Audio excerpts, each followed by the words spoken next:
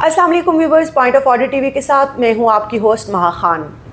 Viewers, मुस्लिम league नून के सदर मियां Mohammad Nawaz Sharif election के बाद सियासी तौर पर गैर फाल हो गए हैं, जिसकी वजह से पार्टी रहनुमाओं और कारकुनों में मायूसी फैलने लगी है। मियां मोहम्मद नवाज शरीफ के करीबी साथी अब्बास आफरीदी ने भी नून लीग और सियासत छोड़ने का ऐलान कर दिया है। हम अपने आज के प्रोग्राम में इसी पर बात करेंगे। हमारे साथ मौजूद हैं शाकिर सोलंकी साहब।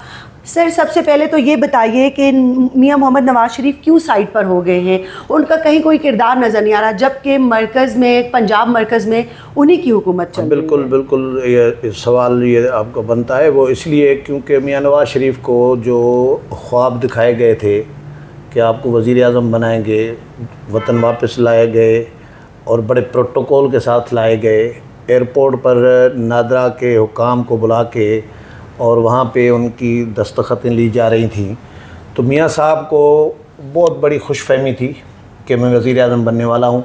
इलेक्शन से पहले इन्होंने मीटिंग पे मीटिंग कर रहे थे, इलेक्शन कैंपेन ही नहीं की मियां साहब ने। सही, क्योंकि उन्होंने ये समझा, उनको कहा गया आप तो वज़ीर आज़म हैं, आप पक्के वज़ीर आज़म हैं भाई, आपको इलेक्शन कैंपेन चलाने की कोई ज़रूरत ही नहीं है।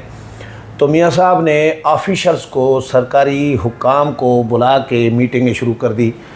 पार्टी रहनुमाओं को बिठा के कैंपेन पे तब फोकस किया ही नहीं और इस पे मीटिंगें कर रहे थे कि बस हम तो हुकूमत में आ ही गए हैं बस, और सिर्फ इलेक्शन की फार्मेलिटी पूरी करनी है, उसके बाद हम हुकूमत में होंगे तो हम मईशत कैसे बेहतर करेंगे, प्लानिंग पे फोकस करने लगे कि ये करेंगे, मईशत इस तरह बेहतर होगी। ब्रीफिंग ली जा रही थी कि भाई मईशत की क्या पोजीशन है, आगे क्या करना चाहिए, तो जलसे ही नहीं किए इस चक्कर में। सही। तो मियां साहब ने, इस खुशफहमी ने मियां साहब को मरवा दिया। मियां साहब के लिए इश्तिहारात दिए गए लीड अखबारात में, तमाम जो कौमी नेशनल अखबारात हैं उनमें कि वज़ीर आज़म नवाज शरीफ। सही। इलेक्शन से पहले, एक दिन पहले, सही, यानी इलेक्शन कैंपेन जब ख़त्म हो रही थी उससे एक दिन पहले इन्होंने इश्तिहारात दिलवा दिए।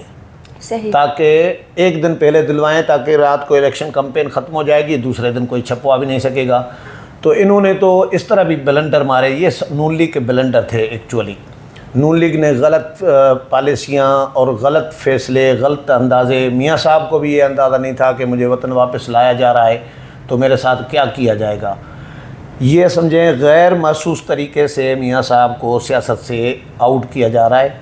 अभी मियां साहब का रोल, अभी कौमी असम्बली का इजलास चल रहा है ना, बजट सेशन चल रहा है, बहस चल रही है बजट पे।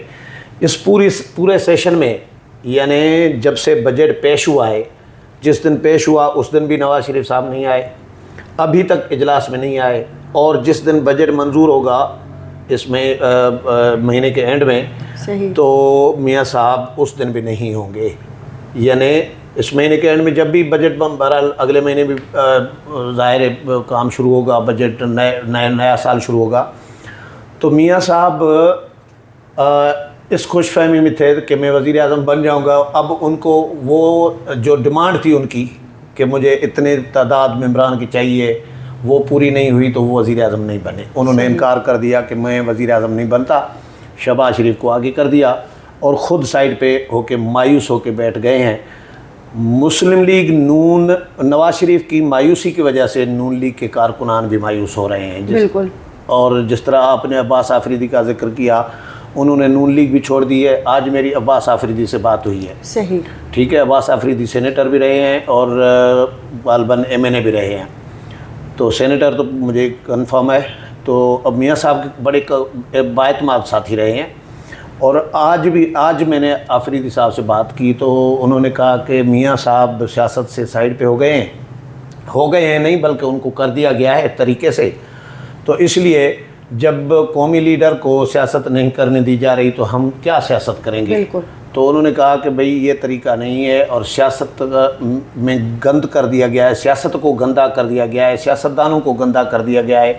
इसलिए मैंने नून लीग भी छोड़ दी है और मैंने फिर सियासत भी छोड़ दी है। अब मैं किसी और पार्टी में नहीं जाऊंगा, लेकिन नवाज शरीफ के साथ मेरा ताल्लुक़ है, दोस्ती है, एतमाद का रिश्ता है, वो बरकरार रहेगा। ये अब्बास आफरीदी से आज जो मेरी बात हुई है, तो ये नून लीग के बाकी कारकुनों में بھی یقیناً مایوسی ہے، کیونکہ نون لیگ نواز شریف کی وجہ سے ہے. نون لیگ کا کارکن جو ہے وہ نواز شریف کو مانتا ہے، وہ شہباز شریف کو نہیں مانتا. شہباز شریف کی پالیسیاں پرو اسٹیبلشمنٹ رہی ہیں، نواز شریف کی بھی کبھی کبھار پرو اسٹیبلشمنٹ رہی ہے، لیکن نواز شریف اپنا ٹریک ہے ان کا. تو پرو اسٹیبلشمنٹ سیاست جو ہے نا پاکستان میں، وہ سیاسی کارکنوں کو پسند نہیں ہے. صحیح. نون لیگ ہو، پیپلز پارٹی ہو، پرو اسٹیبلشمنٹ جب بھی بنی ہیں ان کی پالیسیاں تو وہ کارکنوں نے ان پہ تنقید کی ہے. تو اب شہباز شریف کے ساتھ تو کارکنان نہیں ہوں گے یقینی طور پر، کیونکہ میاں صاحب شہباز شریف کے مقابلے میں آج بھی کھمبا بھی کھڑا کریں تو وہ بھی شہباز شریف سے جیت جائے گا. بالکل. اگر شہباز شریف اعلان کریں کہ میں نون لیگ الگ بنا رہا ہوں، مسلم لیگ شین بنا رہا ہوں، اور کوئی بندہ نہیں جائے گا، سارے لوگ ہیں نواز شریف کی وجہ سے. تو یہ نواز شریف کا غیر فعال ہونا، اس کی وجہ سے لوگوں میں یقینی طور پر مایوسی پھیل رہی ہے. اور یہ عباس آفریدی کی مثال آپ کے سامنے ہے کہ اس نے احتجاجاً ریزائن کیا ہے کہ نواز شریف فعال نہیں ہے تو میں بھی نہیں ہوں نون لیگ کے ساتھ یا سیاست میں. صحیح. اچھا، سیاسی طور پر تو وہ غیر فعال ہیں ہی، تو کیا حکومتی فیصلوں میں بھی ان کا کوئی کردار نہیں ہے؟ بالکل نہیں ہے جو نظر آ رہا ہے. اب دیکھیں قومی اسمبلی کے اجلاس پورے سیشن میں نہیں آئے، تو حکومتی پالیسیاں جو بھی وفاق کی جو حکومت ہے اس میں کوئی رول نہیں ہے نواز شریف کا. نواز شریف ان فیصلوں میں شامل نہیں ہیں اور نہ رہنمائی کر رہے ہیں شہباز شریف کی. وہ سارا کچھ شہباز شریف کے کندھوں پہ چھوڑا ہوا ہے کہ بھائی آپ جو کریں، آپ کی حکومت ہے، میرا کوئی لینا دینا نہیں ہے. ہاں البتہ پنجاب میں نواز شریف کا فوکس ہے. پنجاب میں کیونکہ ان کی بیٹی ہے وزیر اعلیٰ، بالکل، تو ان کو سپورٹ کر رہے ہیں، ان کو گائیڈ کر رہے ہیں، ان کو کامیاب بنانا چاہ رہے ہیں تاکہ نواز شریف کی بیٹی جو ہے آگے چل کے واقعی لیڈر بن سکے، یعنی نواز شریف کی طرح بن سکے. تو نواز شریف کا فوکس اس لیے پنجاب میں ہے مریم نواز کی وجہ سے، بیٹی کی وجہ سے. اور وہ اجلاسوں میں بیٹھتے ہیں، سرکاری اجلاسوں میں بیٹھتے ہیں، بریفنگس لیتے ہیں، رہنمائی کرتے ہیں، گائیڈنس دیتے ہیں، لیکن مرکز میں ان کا حکومتی لیول پر بھی وہ غیر فعال ہیں. بالکل. ہاں نون لیگ یہ کہہ رہی ہے کہ میاں صاحب جلد فعال ہوں گے. اب وہ کب فعال ہوں گے اس کا کچھ پتہ نہیں ہے، کیونکہ کل میں خبر پڑھ رہا تھا کہ خواجہ اسد رفیق اور رانا ثناء اللہ ملے ہیں میاں نواز شریف کے ساتھ. 2 گھنٹے انہوں نے میٹنگ کی ہے، مشاورت کی ہے، اور میاں صاحب نے ان کو کہا ہے کہ میں فعال ہوں گا جلد سیاست میں اور کارکنوں سے رابطے میں ہوں گا. لیکن حکومتی جماعت جب بن جاتی ہے نا کوئی، بالکل، تو ان کی سیاست ختم ہو چکی ہوتی ہے، وہ صرف حکومت ہوتی ہے. ان کے فیصلے حکومتی لیول کے ہو رہے ہوتے ہیں، سیاسی لیول کے کوئی ان کے فیصلے نہیں ہو رہے ہوتے. اسی لیے یہ 5 سال تو میاں صاحب کی سیاست جو ہے وہ میرا خیال ہے ٹھنڈی ہی رہے گی، اور میاں صاحب 5 سال، ہو سکتا ہے 5 ہی سال یہ غیر فعال رہے ہیں. صحیح. اچھا سر، یہ بتائیں کہ عباس آفریدی نے استعفیٰ کیوں دیا؟ کیا اس کے پیچھے وجہ میاں صاحب کی غیر فعالی ہے یا کوئی اور کہانی ہے؟ میاں صاحب ان کے بقول کے جو انہوں نے کلیم کیا ہے، جو انہوں نے بات کی ہے کہ میں میاں صاحب کے غیر فعال ہونے کی وجہ سے سیاست چھوڑ رہا ہوں اور نون لیگ بھی چھوڑ رہا ہوں. حسن اقبال سیکرٹری جنرل ہے نون لیگ کے، ان کو عباس آفریدی نے استعفیٰ بھی اپنا بھیج دیا ہے. ہاں میرے کچھ سورسز یہ بھی بتا رہے ہیں کہ نون لیگ کی پالیسی سے بھی اختلاف تھا، ان کو بہت سارے فیصلوں سے اختلاف تھا، نون لیگ کی بہت ساری پالیسیوں سے اختلاف تھا، اور وہ کہہ رہے ہیں کہ میں سچ بولوں گا، میں جھوٹی سیاست نہیں کرتا.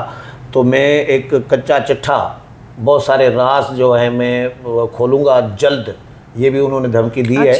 ہاں لیکن انہوں نے کہا ہے کہ میں نواز شریف کے ساتھ ہوں، نون لیگ کے ساتھ نہیں ہوں. نواز شریف کے ساتھ تعلق رہے گا اور دوستی رہے گی، لیکن نون لیگ میں نہیں ہوں. جب نون لیگ میں نہیں ہوں تو اس کا مطلب ہے، اور نواز شریف کے ساتھ ہوں تو اس کا مطلب ہے وہ نون لیگ کی پالیسیوں سے ایگری نہیں کر رہے. یہ انڈرسٹوڈ بات ہے. تو یہ میرے سورسز یہ بتا رہے ہیں کہ یہ بھی ریزن ہے.